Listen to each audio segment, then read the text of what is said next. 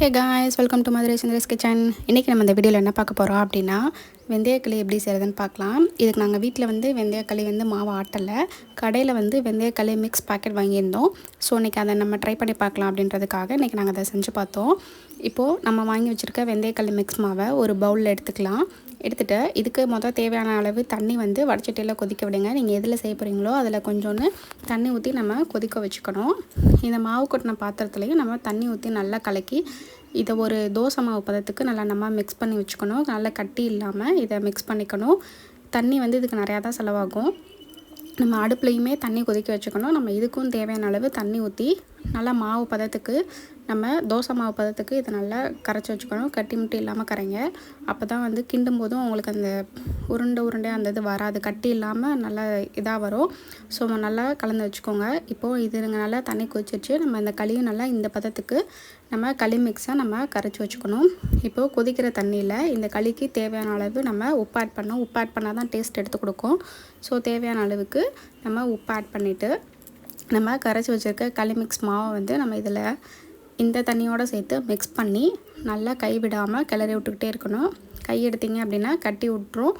So கட்டி இல்லாமல் இதை கையெடுக்காமல் கிளறிக்கிட்டே இருக்கணும். இது கிளற அந்த தண்ணியெல்லாம் உள்வாங்கிட்டு நல்லா மாவெல்லாம் நல்லா வெந்து வந்துடும். ஸோ இந்த மாதிரி கை விடாமல் கிண்டிக்கிட்டே இருக்கணும். அடி பிடிக்காமல் பார்த்துக்கோங்க. இந்தளவுக்கு நல்லா கிண்டி வச்சுக்கோங்க. மற்ற இருந்தால் அந்த துடுப்பு வச்சு கிண்டுவாங்க, பல பேர் கரண்டியில் கிண்டுவாங்க. இப்போது நம்ம இந்த தண்ணி வச்சு இப்படி தொட்டு பார்த்தோன்னா கையில் நம்ம ஒட்டாமல் இருக்கணும். ஒட்டாமல் இருந்தால் வெந்துருச்சுன்னு அர்த்தம்.